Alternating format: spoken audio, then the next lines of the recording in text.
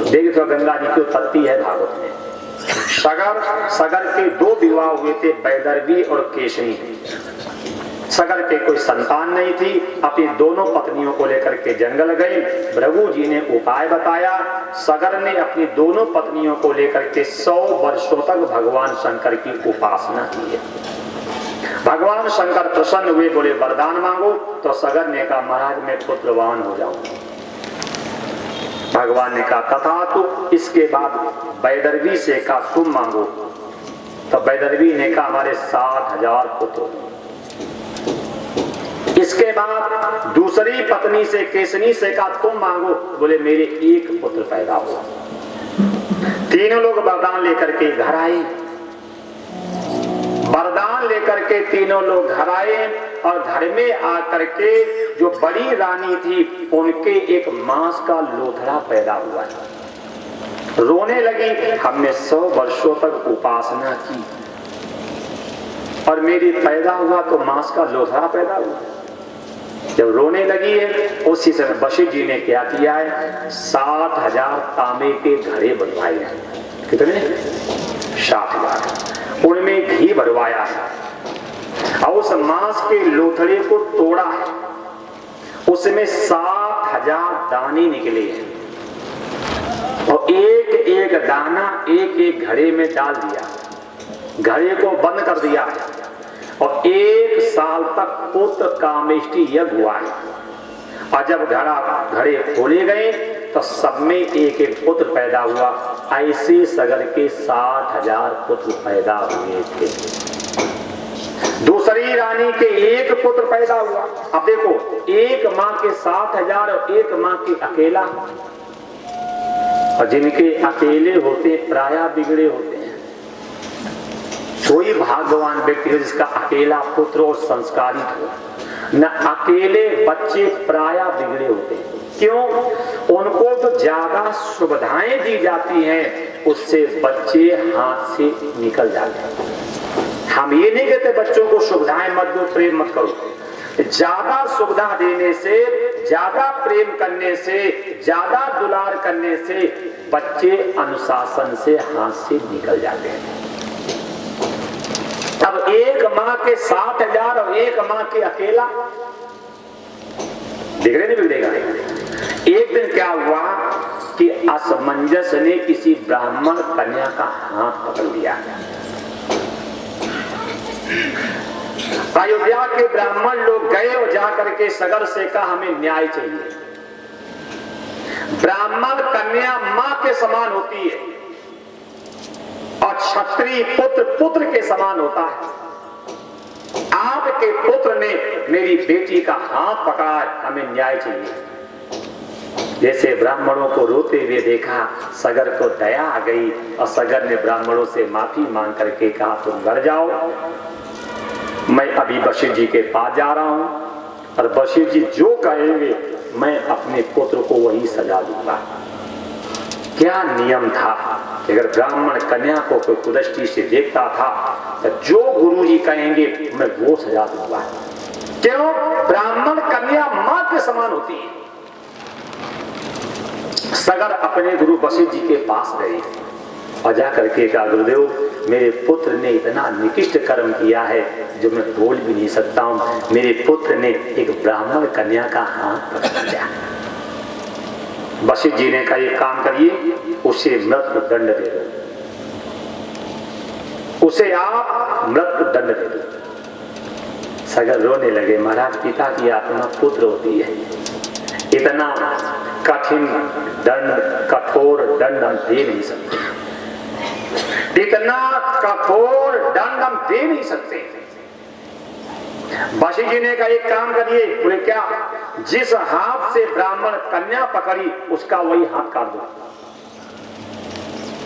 सगर रोने लगे, महाराज ये भी नहीं कर पाऊंगा।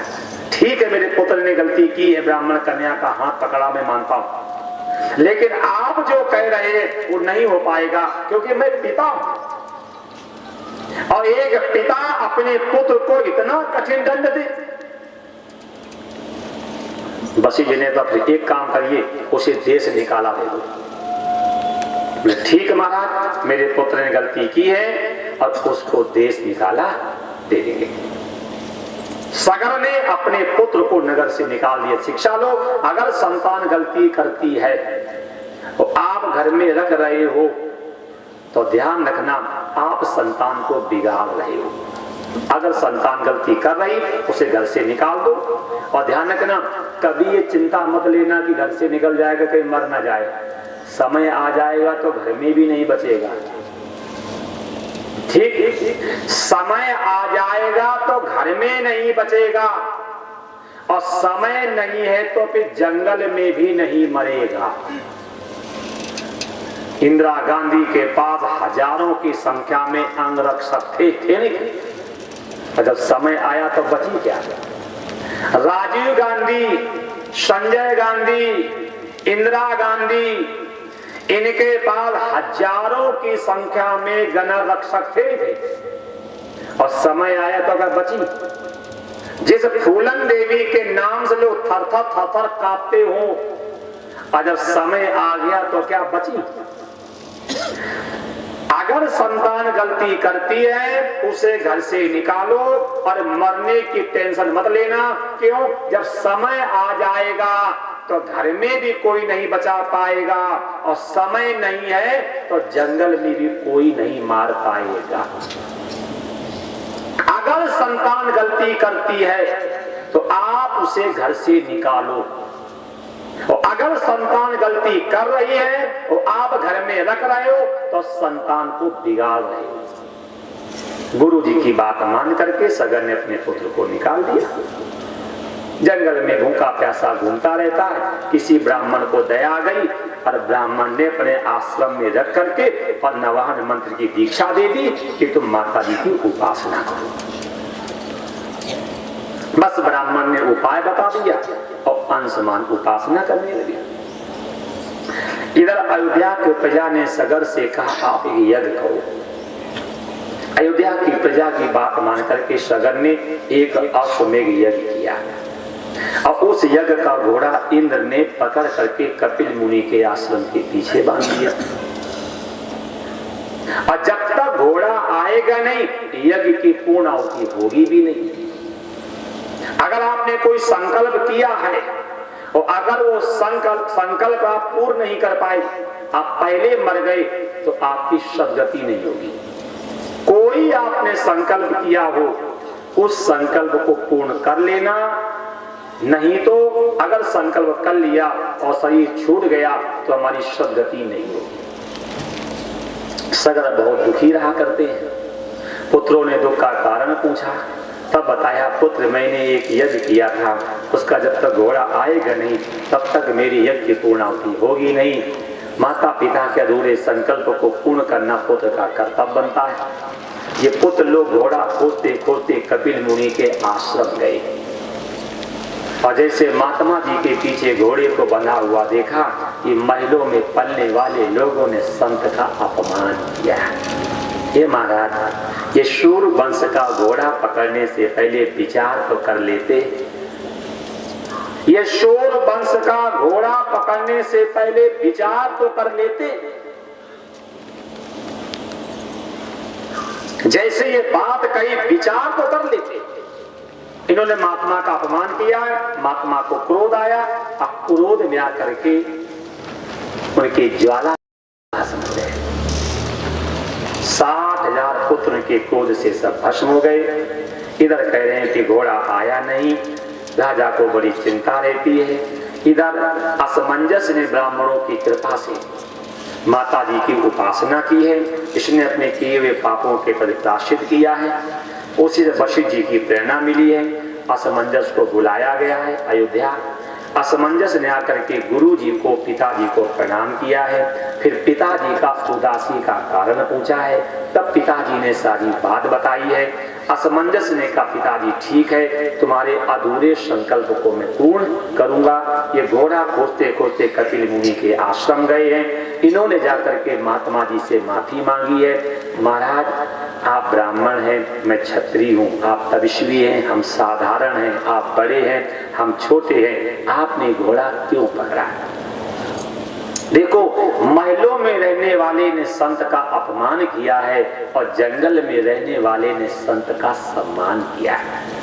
असमंजस ने जैसे संत का सम्मान किया, उसी समय कपिल जी ने कहा मैंने घोड़ा नहीं पकड़ा है, आप ले जाओ।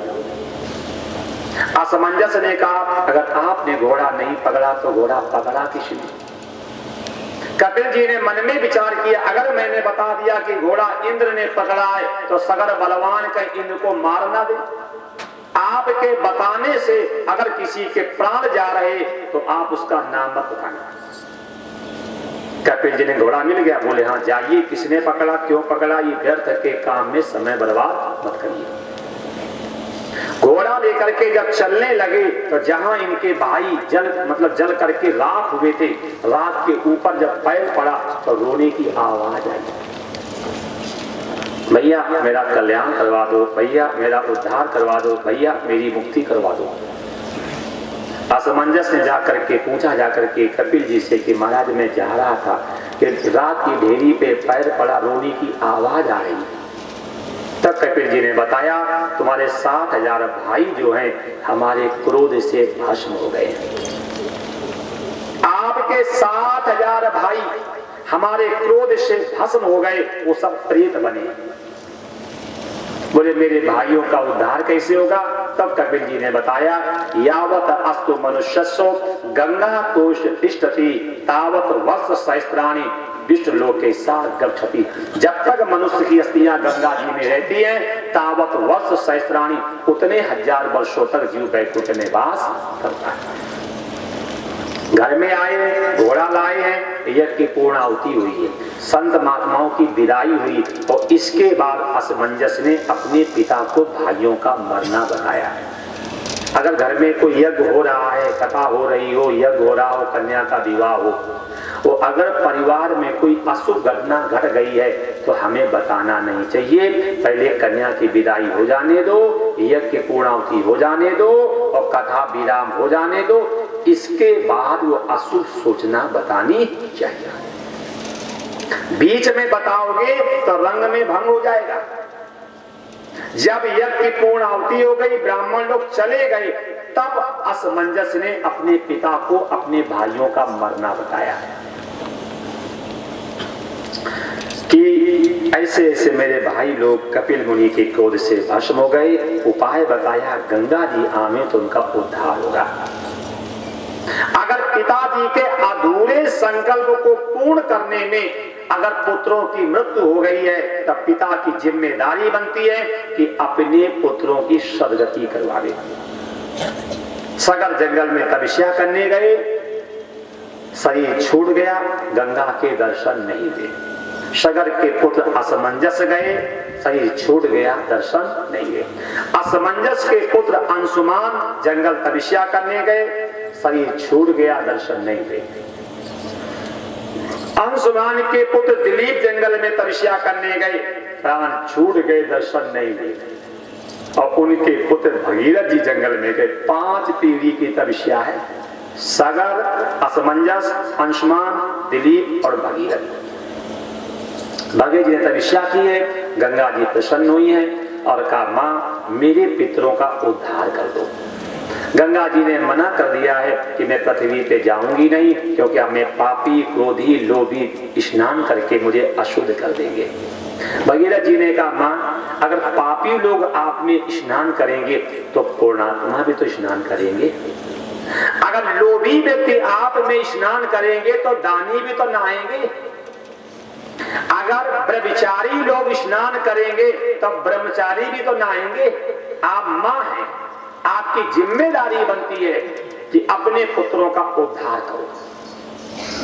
गंगा जी तैयार हुई है, तब कहा मेरे पेट को सहन कौन करेगा? तब भगवान शंकर को मनाया है। फिर गंगा जी स्वर्ग से उतरी है तो भगवान शंकर की जटाओं में समा गई। भगीरथ जी ने कहा महाराज ये 5 पीढ़ी की तपस्या है, पिता, बाबा, परबाबा, उनके 5 पीढ़ी की तपस्या और तुम जटाओं में ले गए। तब भगवान शंकर ने अपनी एक जटा खोली है, गंगा तरंग रमणी जटा कलापा। और जैसे एक जटा को खोला, एक जटा को खोला तो गंगा जी का उद्गम हुआ है। भगीरथ जी आगे आगे शंख बजाते हुए जा रहे हैं और पीछे पीछे से गंगा जी पर्वतों को तोड़ते हुए, वृक्षों को हटाते हुए, गांव को बहाते हुए गोमुख, उत्तरकाशी, ऋषिकेश, हरिद्वार, मुरादाबाद, कर्णवास, फरुखाबाद, कानपुर, बनारस, मुगल सराय, पटना होते होते पहुंची जा करके गंगा सागर। और जैसे कलकत्ता में पहुंची हैं और जैसे इनके 60,000 जो पितर राग बन गए थे और जैसे उनके राग से स्पर्श हुआ गंगा जी का, तब वो सब दिव्य रूप लेकर के ऊपर जाने लगे। साथ कहता है गंगा गंगेत ए ब्रूयात योजना नाम सतेरपि मुचते सर पापे व्यो विष्णु लोके सा गक्षति।